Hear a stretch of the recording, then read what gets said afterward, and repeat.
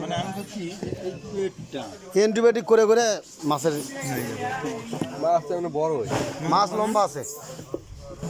মাছ কিন্তু আমি তখনও করছি যে আইডিয়া করছিল, কিন্তু এখন এসে দেখছি আজকে মাছ চিকন, কতটা বুঝো শরীর আরো ভালো আছে বুঝছেন?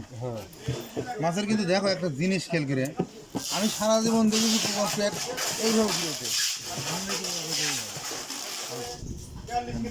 ভাই দেখেন এই শালা পাওটা বাবু,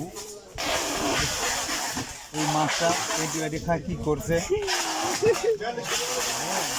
এই বইয়ের ব্যাগ আমি এই জন্যই গেল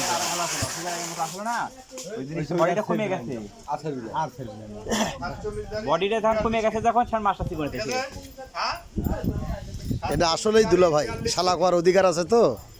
যা ছেড়ে দেন।